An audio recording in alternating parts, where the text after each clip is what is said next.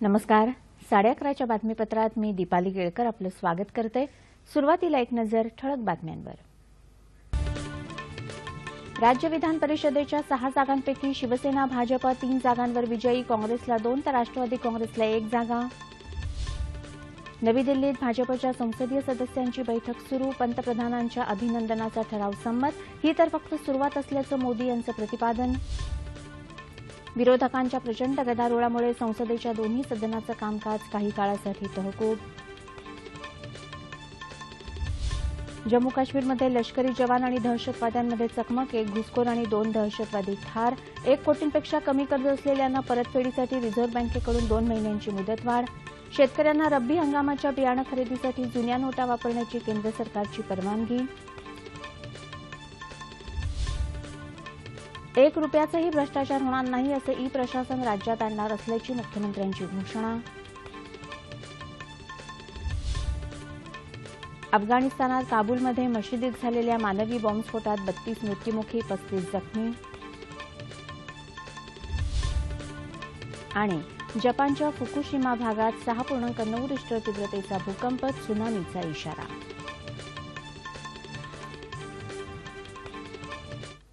आणि आता सविस्तर वृत्त. राज्य विधान परिषदेच्या 6 जागांपैकी शिवसेना भाजप युतीनं 3 जागांवर विजय मिळवला असून काँग्रेसला 2 तर राष्ट्रवादी काँग्रेसला 1 जागा मिळाली आहे. पुणे, सातारा, सांगली, जळगाव, यवतमाळ, नांदेड आणि भंडारा गोंदिया या स्थानिक प्राधिकारी मतदारसंघातून निवडल्या जाणाऱ्या जागेसाठी आज मतमोजणी झाली. जळगाव, भंडारा गोंदिया आणि यवतमाळ या जागांवर शिवसेना भाजप युतीनं बाजी मारली आहे. नांदेड आणि सातारा, सांगली या जागा काँग्रेसनं मिळवल्या आहेत. राष्ट्रवादी काँग्रेसला पुण्याची 1 जागा राखण्यात यश आलं आहे. पुण्यात राष्ट्रवादी काँग्रेसचे अनिल भोसले यांनी 440 मतं मिळवत दणदणीत विजय मिळवला. काँग्रेसच्या संजय जगताप यांना 71 तर भाजपचे अशोक यनपुरे यांना 113 मतं मिळाली.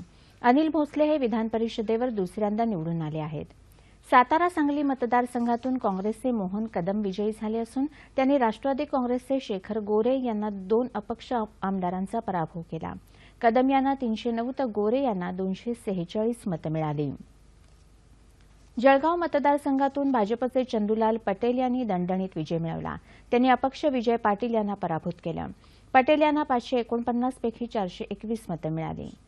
यवतमाळ मतदारसंघात भाजपा युतीचे उमेदवार तानाजी सावंत हे 348 मतं मिळवत विजयी झाले. काँग्रेसच्या शंकर बडे यांना 78 तर अपक्ष संदीप बाजोरिया यांना फक्त 2 मतं मिळाली. नांदेडमध्ये अशोक चव्हाण यांचे खंदे समर्थक अमरसिंह राजूरकर दुसऱ्यांदा विधान परिषदेवर निवडून आले आहेत. 251 मतं मिळवत त्यांनी अपक्ष उमेदवार श्यामसुंदर शिंदे यांचा पराभव केला. शिंदे यांना 208 मतं मिळाली. शिंदे यांना राष्ट्रवादी काँग्रेससह शिवसेना आणि भाजपाचाही पाठिंबा मिळाला होता.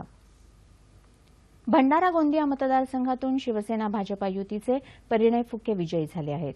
त्यांनी राष्ट्रवादी काँग्रेसचे राजेंद्र जैन आणि काँग्रेसचे प्रफुल्ल अग्रवाल यांचा पराभव केला.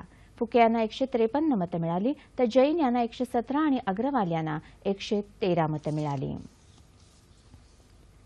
विमुद्रीकरण हा शेवट नसून काळा पैसा आणि भ्रष्टाचाराविरुद्धच्या लढाईची ही सुरुवात आहे, असं प्रतिपादन नरेंद्र मोदी यांनी केलं. भाजपच्या संसद सदस्यांची एक बैठक आज नवी दिल्लीत सुरू आहे. या बैठकीत ते बोलत होते. काळ्या पैशाविरुद्धच्या संघर्षात मोठं पाऊल उचलल्याबद्दल भाजपचे सर्व संसदीय सदस्यांनी या बैठकीत पंतप्रधानांचं अभिनंदन करणारा ठराव एकमुखानं संमत केला. पक्षाचे ज्येष्ठ नेते तसंच केंद्रीय मंत्रीही या बैठकीला उपस्थित आहेत. दरम्यान नोटाबंदी हा एक ऐतिहासिक निर्णय असून प्रामाणिकपणावर भर देणारं देशाच्या इतिहासातलं हे पहिलं पाऊल असल्याचं केंद्रीय वित्तमंत्री अरुण जेटली यांनी भाषणात सांगितलं. नोटाबंदीबाबत संसदेत विस्तृत चर्चा करण्यासाठी भाजप सकारात्मक असून विरोधी पक्ष मात्र या चर्चेपासून पळ काढत असल्याचं ते म्हणाले. नोटाबंदीमुळे डिजिटल अर्थव्यवस्थेला बळकटी मिळणार असून त्यामुळे ग्रामीण भागातली गुंतवणूक वाढून गरिबांसाठीच्या कल्याणकारी योजनांना बळ मिळेल असं त्यांनी सांगितलं. देशात रोख चलनाचं प्रमाण मोठ्या प्रमाणात असल्यानं काळा पैसा निर्मितीलाही संधी मिळते असंही जेटली म्हणाले. नोटाबंदीच्या निर्णयाचे पडसाद आज पुन्हा संसदेच्या दोन्ही सभागृहात उमटले. लोकसभेत आणि राज्यसभेतही या मुद्द्यावरून विरोधकांनी गदारोळ केला. त्यामुळे लोकसभेचं कामकाज दुपारी 12 वाजेपर्यंत तर राज्यसभेचं कामकाज 11:30 वाजेपर्यंत तहकूब करण्यात आलं. जम्मू काश्मीरमध्ये बंदीपोरा इथं आज झालेल्या चकमकीत भारतीय लष्करानं 2 दहशतवाद्यांना कंठस्नान घातल्याची माहिती पोलीस सूत्रांनी दिली आहे. बंदीपोराच्या हाजिन या गावात 2 दहशतवादी लपल्याची गुप्त खबर लागल्यावर सुरक्षा दलांनी त्या परिसरात कसून तपास सुरू केला. या शोध मोहिमेदरम्यान त्या 2 दहशतवाद्यांनी सुरक्षा दलावर गोळीबार सुरू केल्यानं चकमक सुरू झाली. त्यात ते दोघे ठार झाले. घटनास्थळावरून 2 शस्त्र आणि अन्य युद्धसामुग्री ताब्यात घेण्यात आली आहे. मृत दहशतवाद्यांची ओळख पटवण्याचं काम सुरू आहे. दरम्यान जम्मू जिल्ह्यात आरिसपुरा क्षेत्रात आंतरराष्ट्रीय सीमेजवळ सीमा सुरक्षा दलानं आज एका पाकिस्तानी घुसखोराला ठार मारलं. बियाण्यांच्या खरेदीसाठी शेतकऱ्यांना चलनातून बाद झालेल्या 500 आणि 1000च्या जुन्या नोटा वापरता येतील असं केंद्र सरकारनं काल जाहीर केलं. ओळखपत्राचा पुरावा दाखवून केंद्र किंवा राज्य सरकारचे कारखाने, सार्वजनिक क्षेत्रातील उपक्रम, राष्ट्रीय किंवा राज्य बियाणे महामंडळ तसंच केंद्रीय आणि राज्य कृषी विद्यापीठं, भारतीय कृषी संशोधन परिषद या ठिकाणांहून जुन्या नोटा देऊन बियाणं खरेदी करता येईल. यापूर्वी सरकारनं शेतकऱ्यांना आठवड्याला 25,000 रुपये देऊन दिलासा दिला होता. हा जो आज केंद्र सरकारने निर्णय घेतला आहे, कृषी केंद्रावर आणि इतर ठिकाणी ज्या शेतकऱ्यांच्या नोटा चलनात येणार आहेत, जुन्या नोटा, त्याचं आम्ही स्वागत करतो आहोत. दरम्यान रब्बी हंगामातल्या खरेदीसाठी शेतकऱ्यांना आवश्यक तो निधी बँकांनी सहकारी बँकांमार्फत उपलब्ध करून द्यावा असे निर्देश केंद्रीय वित्तमंत्री अरुण जेटली यांनी दिले आहेत. अफगाणिस्तानात काबूल इथं एका शिया मशिदीत मानवी बॉम्बनं काल घडवून आणलेल्या स्फोटात 32 जण मृत्युमुखी पडले तर 35 जण जखमी झाले आहेत. एका धार्मिक समारंभासाठी या मशिदीत अनेक लोक एकत्र आले होते, त्यावेळी ही घटना घडली. आयसिस या दहशतवादी संघटनेनं स्फोटाची जबाबदारी स्वीकारली आहे. स्फोटानंतर लगेचच पोलिसांनी मशिदीभोवतालच्या परिसराला वेढा घालून शोधकार्य सुरू केलं आहे. इसिस या दहशतवादी संघटनेनं या स्फोटाची जबाबदारी स्वीकारली आहे. दरम्यान पंतप्रधान नरेंद्र मोदी यांनी ट्विटरद्वारे हल्ल्याचा तीव्र निषेध करत दहशतवादाविरुद्धच्या लढाईत भारत अफगाणिस्तानच्या खांद्याला खांदा लावून उभा असल्याची ग्वाही दिली. दहशतवादाला थारा देणारी सर्व आश्रयस्थानं नष्ट होणं धार्मिक शांततेसाठी आवश्यक असल्याचंही पंतप्रधानांनी म्हटलं आहे. जपानच्या फुकुशिमा भागात आज पहाटे 6.9 रिश्टर तीव्रतेचा भूकंप झाला आणि त्यानंतर काही वेळात 1 मीटर उंचीची त्सुनामी उसळली. जपानच्या ईशान्य किनाऱ्यावर फुकुशिमा अणुप्रकल्पाच्या परिसरात भूपृष्ठापासून 11.3 किलोमीटर खोलीवर हा भूकंप घडला. भूकंपानंतर 3 मीटर उंचीची त्सुनामी उसळण्याचा इशारा देण्यात आला. दरम्यान न्यूझीलंडच्या नॉर्थ बेटाजवळही आज पहाटे 5.6 रिश्टर तीव्रतेचा भूकंप झाला. मात्र यामध्ये अद्याप कोणत्याही हानीचं वृत्त नाही. विमुद्रीकरणानंतर भारतीय रिझर्व्ह बँकेनं कर्जाच्या नियमात शिथिलता आणून छोटी कर्ज घेणाऱ्यांना दिलासा दिला आहे. 1 कोटीपेक्षा कमी कर्ज असलेल्या कर्जधारकांना आता परतफेडीसाठी 2 महिन्यांची मुदत मिळणार आहे. कृषी कर्ज, पीक कर्ज, गृहकर्ज आणि मध्यम तसंच लघु उद्योगांसाठीचं कर्ज फेडण्यासाठी ही मुदत मिळू शकेल. 1 नोव्हेंबर ते 31 डिसेंबर या कालावधीत ज्यांचं थकीत कर्ज फेडण्याची मुदत असेल त्यांना ही मुदत देण्याचं बँकेनं जाहीर केलं आहे. त्याशिवाय चालू खातेधारक ओव्हरड्राफ्ट कॅश क्रेडिट अकाउंट या खात्यातून आठवड्याला 50,000 रुपये रोख काढण्याची परवानगी मिळाली आहे. मात्र यासाठी या सर्व खात्यांमार्फत गेल्या 3 महिन्यात पत्रव्यवहार झाले असावेत अशी अट घालण्यात आली आहे. दरम्यान विमुद्रीकरणाच्या घोषणेनंतर म्हणजेच 10 नोव्हेंबरपासून 20 नोव्हेंबरपर्यंत विविध बँकांमध्ये 5,44,571 कोटी रुपये जमा झाले आहेत. याच कालावधीत जनतेनं 1,03,316 कोटी रुपये बँकेतून किंवा एटीएम केंद्रातून काढले असल्याचं रिझर्व्ह बँकेनं जारी केलेल्या प्रसिद्धीपत्रकात म्हटलं आहे. आत्ताच हाती आलेल्या बातमीनुसार स्वदेशी बनावटीच्या आणि अण्वस्त्र वाहून नेण्याची क्षमता असलेल्या अग्नी-1 या क्षेपणास्त्राची चाचणी यशस्वी झाली आहे. ओदिशाच्या किनारपट्टीवरून आज ही चाचणी घेण्यात आली. उत्तर प्रदेशात कानपूरजवळ इंदूर पाटणा रेल्वे गाडीला झालेल्या अपघातातल्या मृतांची संख्या 149 वर पोहोचली असून जखमींचा आकडाही जवळजवळ 200 पर्यंत गेला आहे. जखमी व्यक्तींवर रुग्णालयांमध्ये उपचार सुरू आहेत. या अपघातात घसरलेले डबे रुळावरून काढण्याचं काम पूर्ण झालं असून रेल्वे वाहतूक सुरळीत सुरू झाली आहे. या अपघातामुळे खोळंबलेल्या अन्य गाड्याही धावण्यास सुरुवात झाली आहे. दरम्यान रेल्वे सुरक्षेचा आढावा घेण्यासाठी एक उच्चस्तरीय समिती नेमली असून तिचा अहवाल आल्यावर संबंधित दोषींवर कठोर कारवाई केली जाईल असं केंद्रीय रेल्वे मंत्री सुरेश प्रभू यांनी काल लोकसभेत सांगितलं. भविष्यात नगरपालिकांमध्ये 1 रुपयाचाही भ्रष्टाचार होणार नाही असं ई-प्रशासन राज्यात आणणार असल्याची घोषणा मुख्यमंत्री देवेंद्र फडणवीस यांनी केली. ते काल संध्याकाळी धुळे जिल्ह्यात दोंडाईचा इथे नगरपालिका निवडणुकीसाठी आयोजित प्रचार सभेत बोलत होते. यावेळी जलसंपदा मंत्री गिरीश महाजन, पर्यटन मंत्री जयकुमार रावल, खासदार हिना गावित आदी मान्यवर उपस्थित होते. शहरीकरण ही समस्या नसून संधी असल्याची सरकारची भूमिका स्पष्ट करत लहान शहरांना देखील स्मार्ट बनवता येईल असंही मुख्यमंत्री म्हणाले. केंद्र सरकारनं 500 आणि 1000च्या नोटा बाद केल्यामुळे पाकिस्तानातून होणारी बनावट नोटांची तस्करी पूर्ण बंद झाली आहे असं प्रतिपादन मुख्यमंत्री देवेंद्र फडणवीस यांनी केलं. ते काल जळगाव जिल्ह्यात चाळीसगाव, धरणगाव, फैजपूर नगरपालिका निवडणूक प्रचार सभेत बोलत होते. दहशतवाद्यांकडे असणारं बनावट भारतीय चलन पूर्ण बाद झाल्यानं केंद्र सरकारच्या निर्णयाचे विधायक परिणाम दिसू लागले आहेत असंही ते म्हणाले. पंतप्रधान नरेंद्र मोदी यांच्या नेतृत्वातील केंद्र सरकारनं केलेल्या कल्याणकारी योजनांचा मुख्यमंत्री फडणवीस यांनी यावेळी आढावा घेतला. उस्मानाबाद जिल्हा दुष्काळमुक्त करण्यासाठी कृष्णा खोऱ्यातलं मराठवाड्याच्या हक्काचं 60 टीएमसी पाणी विभागाला देण्यासाठी सुमारे 4,200 कोटी रुपयांची तरतूद केल्याचं औरंगाबाद इथं झालेल्या मंत्रिमंडळ बैठकीत महिला बालकल्याण ग्रामविकास मंत्री पंकजा मुंडे यांनी सांगितलं. परंड्याच्या ऐतिहासिक किल्ला संवर्धनासाठी 4.5 कोटी रुपयांचा निधी मंजूर करण्यात आल्याचंही त्या म्हणाल्या. उस्मानाबाद जिल्ह्यातल्या परंडा इथं आयोजित नगरपालिका निवडणुकीच्या प्रचार सभेत त्या बोलत होत्या. पंतप्रधानांनी महिलांसाठी उज्ज्वला गॅस योजना सुरू करून गोरगरिबांना गॅस जोडणी दिली. आता 2022 पर्यंत प्रत्येकाला घर दिलं जाणार असल्याचंही त्यांनी सांगितलं. केंद्रात आणि राज्यात दोन्हीकडे भाजपाचंच सरकार असल्यानं स्थानिक पातळीवरही भाजपाला संधी मिळाली तर निश्चितपणे रत्नागिरीचा विकास होईल असा दावा बंदर राज्यमंत्री रवींद्र चव्हाण यांनी केला. चिपळूणमध्ये नगरपरिषद आणि नगरपंचायतीच्या निवडणुकीत भाजपा उमेदवारांच्या प्रचारसभेत ते बोलत होते. रत्नागिरीतील जनतेला हवं असलेलं परिवर्तन भाजपाच देऊ शकतं असंही ते म्हणाले. रत्नागिरी जिल्ह्यातल्या भाजपाच्या सर्व उमेदवारांना विजयी करण्याचं आवाहन त्यांनी यावेळी उपस्थितांना केलं.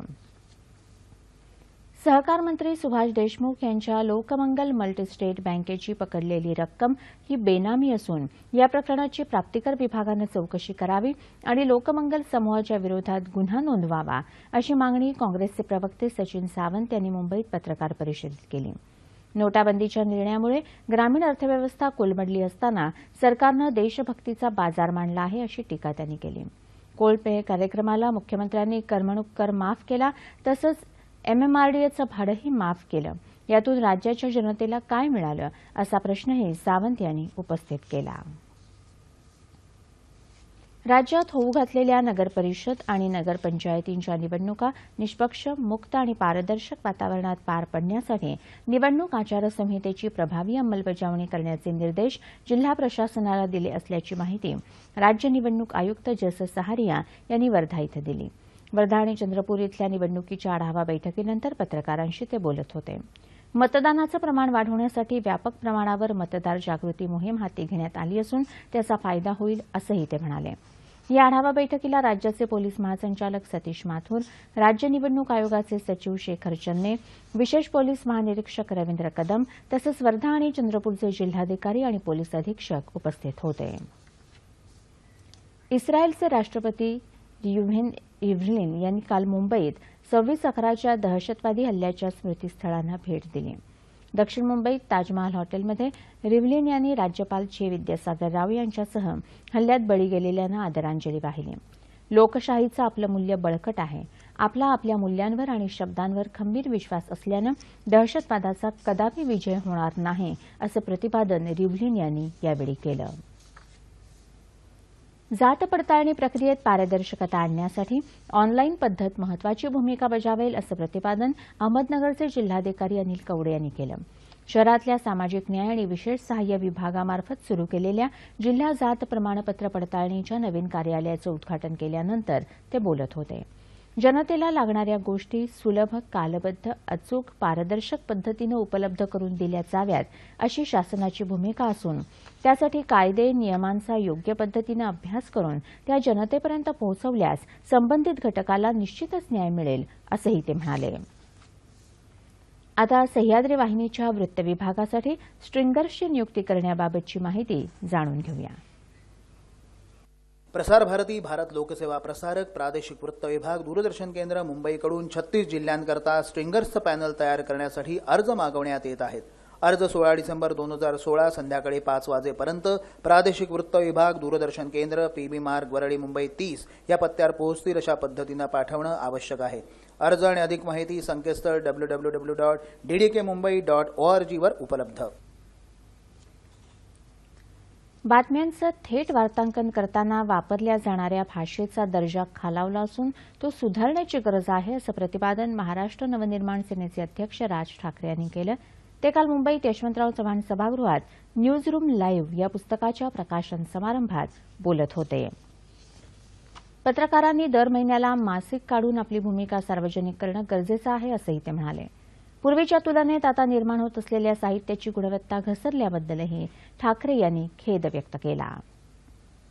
देशांतर्गत औषध उद्योगात 2020 सालापर्यंत दरवर्षी 15% वाढ होईल असा विश्वास युबीएम इंडियाचे व्यवस्थापकीय संचालक योगेश मुद्रस यांनी व्यक्त केला. यावर्षीच्या भारत औषध सप्ताहाचं उद्घाटन काल मुंबईत झालं त्यावेळी ते बोलत होते.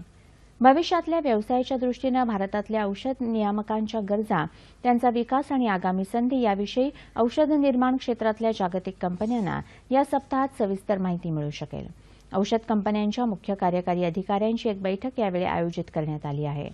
औषध क्षेत्रात कार्यरत असणाऱ्या स्त्रियांबद्दल एक विशेष सत्रही या औषध सप्ताहात घेतलं जाणार आहे. या सप्ताहादरम्यान आयोजित प्रदर्शनात 100 देशातल्या 1300 जणांनी सहभाग घेतला आहे.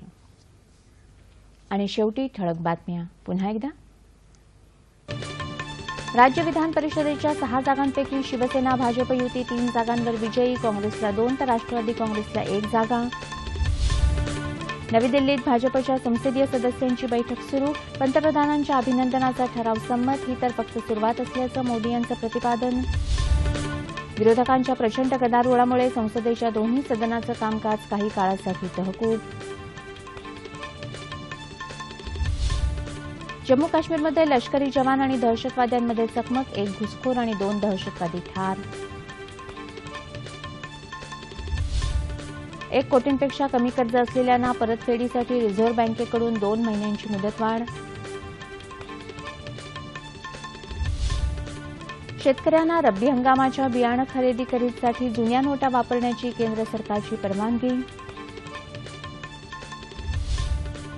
1 रुपयाचाही भ्रष्टाचार होणार नाही असे ई-प्रशासन राज्यात आणणार असल्याची मुख्यमंत्र्यांची घोषणा. अफगाणिस्तानात काबूलमध्ये मशिदीत झालेल्या मानवी बॉम्बस्फोटात 32 मृत्युमुखी, 35 जखमी. आणि जपानच्या फुकुशिमा भागात 6.9 रिश्टर तीव्रतेचा भूकंप, त्सुनामीचा इशारा. याबरोबरच हे बातमीपत्र संपलं. पुन्हा भेटूया दुपारी 2:30 वाजता आपल्या सह्याद्री वाहिनीवर. नमस्कार.